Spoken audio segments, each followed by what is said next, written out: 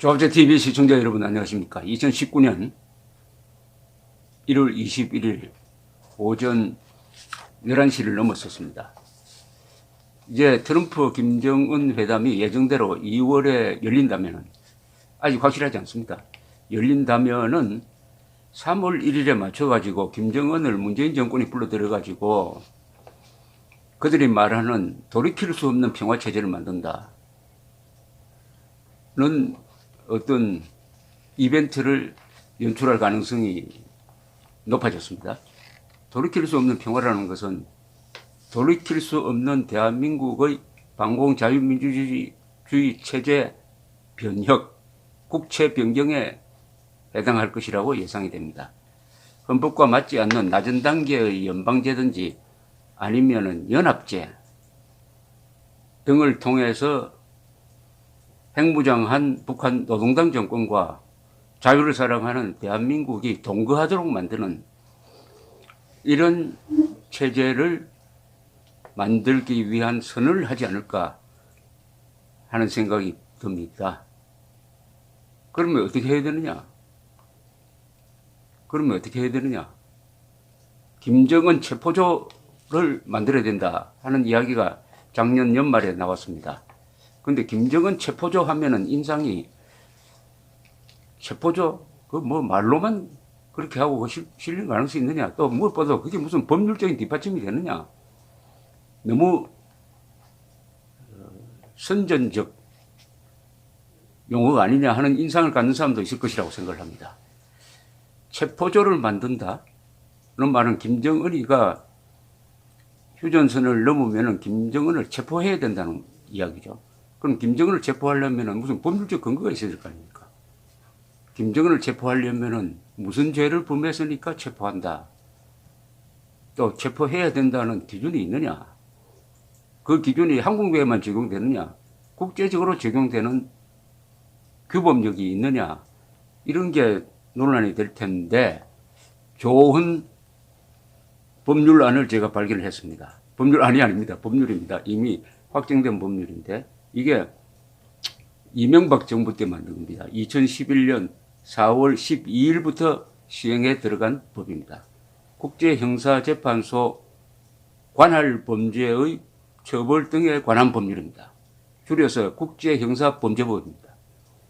즉 국제형사재판소가 관할하는 집단살해죄, 반인도 범죄를 저지른 자를 처벌할 수 있는 법입니다. 김정은은 여기에 딱 들어갑니다. 왜냐? 2014년 유엔 총회가 채택한 북한 인권 보고서가 있어요. 이것이 작년에도 채택이 됐습니다. 그 조사 결과가 이렇게 정리되어 있습니다. 조사위원회는 북한에 의해 조직적이고 광범위하며 중대한 인권 침해가 자행되었으며 지금도 계속해서 일어나고 있다고 본다. 많은 경우 인권 침해는 북한 정책에 기반을 둔 반인도 범죄에 해당한다. 이러한 인권 침해의 주요 가해자는 북한 노동당의 핵심 기관 국방위원회와 북한의 최고 지도자의 효과적인 통제 아래 활동하고 있는 국가안전보위부, 인민보안부, 조선인민군, 검찰소, 재판소, 조선노동당의 관료들이다. 즉 조선노동당의 핵심 기관인 국방위원회, 그리고 국가안전보위부, 인민보위부, 조선인민군, 검찰소, 재판소, 조선노동당 관료, 여기에 물론 김정은이가 들어가죠. 최용해라든지 김명철이 여기 다 들어가는 사람들입니다. 그래서 이런 반인도 범죄의 책임자들을 국제형사재판소에 회부해야 한다 하는 건의를 유엔 안보리에 계속 올리고 있습니다. 유엔 안보리가 결의를 하면은 김정은을 국제형사재판소에 제소할 수 있는, 넘길 수가 있는데 문제는 유엔 안보리에 중국이 있으므로 거부권을 행사할 가능성이 있기 때문에 정식으로 안건으로 넘기지는 않았습니다. 자, 그러면 이 국제형사재판소 관할범죄의 처벌 등에 관한 법률을 일단 소개해 드리겠습니다.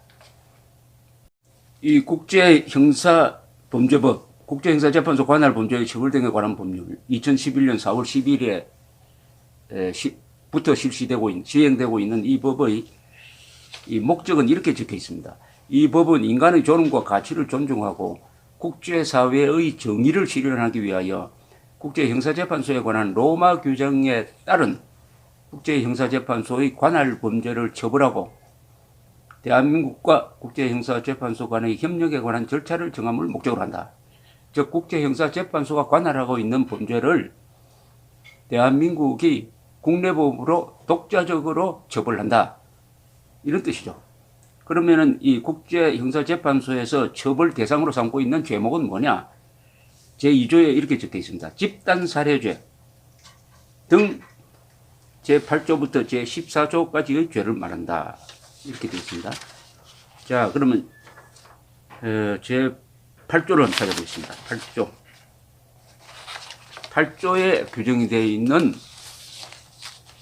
죄가 김정은이와 김정은의 그 부하들이 저질렀느냐 안 저질렀느냐를 우리 정부가 독자적으로 판단해가지고 김정은이가 휴전선을 넘어서 우리 실질적인 관할 범위 안으로 오면은 처벌해야 된다는 이런 말인데, 자, 국제형사재판소 관할 범죄의 처벌에 대해서 이 법은 이렇게 규정을 하고 있습니다. 제8조 집단살해죄. 집단살해죄는 뭐냐? 국민적, 인종적, 민족적 또는 종교적 집단 자체를 전부 또는 일부 파괴할 목적으로 그 집단의 구성원을 살해한 사람은 사형, 무기 또는 7년 이상의 징역에 처한다.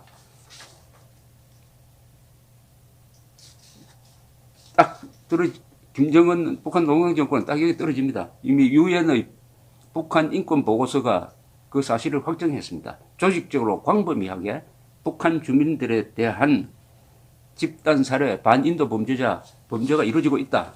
했으니까 이건 뭐 재론할 여지가 없습니다. 유엔 총회 결의로서 이 죄에 해당한다는 것을 이미 규정을 했고, 그 다음에 인도에 관한 죄, 흔히 이게 이제 반인도 범죄자로 불립니다. Crime Against Humanity입니다.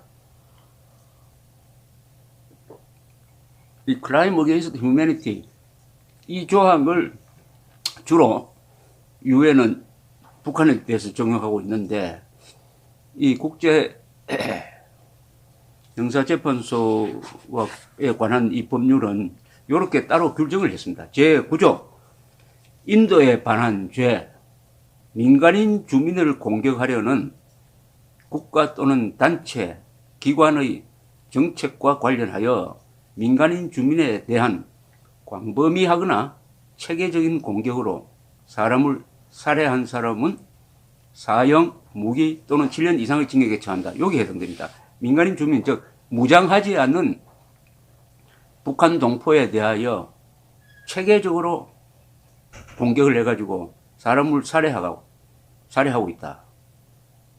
예컨대 강제수용소를 만들어가지고 거기에 집어넣는다. 그리하여 죽을 때까지 가두어 놓는다. 그리고 반동분자라고 그래가지고 학살한다. 굶겨 죽인다. 뭐 이런 거죠. 반인도 범죄입니다. 그것을 이제 더 세부적으로 이렇게 했네요. 사람을 노예화하는 행위. 사람을 노예화한다. 김정은 정권은 북한 주민들을 노예화합니다. 노예화합니다. 무슨 뜻이냐 하면은 노예라는 것은 뭡니까? 권리를 박탈하는 거죠. 또 거주 이전의 자유를 박탈하는 거죠. 그리고 해외에 가서 돈을 벌면은 한 90%는 이 북한 농당 정권이 떼먹고 10%만 줍니다. 이게 바로 노예 노동이죠. 저기 금강산 관광이나 여기 뭡니까? 개성공단에서 일하는 사람도 마찬가지죠. 이게 노예화입니다. 노예화. 국제법규를 위반하여 강제로 주민을 주거지에서 추방하거나 이주하도록 하는 행위. 여기 딱 적용됩니다. 심지어 평양에서 장애자를 내모는 행위 또는 통제해 있는 사람에게 정당한 이유 없이 중대한 신체적, 정신적, 고통을 주고 고문하는 행위, 강간, 성적 노예와 강제 매춘, 강제 임신, 강제 불임 또는 이와 유사한 중대한 성적 폭력 행위, 정치적, 인종적, 국민적, 민족적, 문화적, 종교적 사유, 성별 또는 그 밖의 국제법규에 따라 인정되지 아니하는 사유로 집단 또는 집합적 구성원의 기본적 인권을 박탈하거나 제한하는 행위, 즉 북한 주민들 중에 한 3분의 1을 적대계층으로 몰아가지고 그 적대계층에 대해서는 전혀 법적 권한을 인정하지 않고 살해하고 가두고 차별하고 굶겨 죽이는 행위가 다 이 인도범죄죄에 들어갑니다. 사람을 체포, 감금, 약취 또는 유인한 후 그 사람에 대한 체포 등의 사실, 인적사항, 생존 여부 및 소재지 등에 대한 정보 제공을 거부하거나 거짓 정보를 제공하는 행위. 한국인을 납치해가지고 김정은 정권이 하고 있는 짓을 가리킵니다. 그 다음에 전쟁 범죄 행위가 있습니다. 제10조입니다. 이거는. 이것도 크게 걸리는 거죠.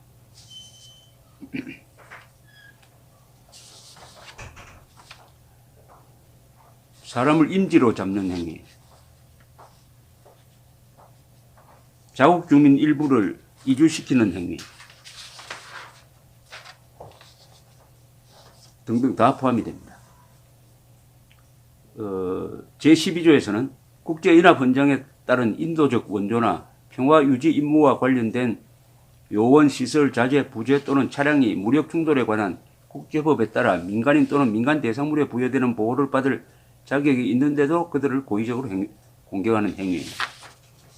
민간인 주민을 공격의 대상으로 삼거나 적대 행위에 직접 참여하지 아니하는 민간인 주민을 공격의 대상으로 삼는 행위. 이것은 연평도 포격에 해당되겠는데요. 전쟁 행위를 하더라도 군대 대 군대의 공격이 아니라 민간인 주민을 공격하는 것. 즉 연평도 포격 때 민간인 지역을 폭격해가지고 한 2명이 죽었습니다. 군대의 지휘관으로서 예배 없이 적군을 살해할 것을 협박하거나 지시하는 행위. 김정은은 핵무장하지 않은 남한에 대한 핵 공격까지도 선포했던 자니까 여기에 해당됩니다. 이 죄도 다 사형 무기 또는 중형입니다.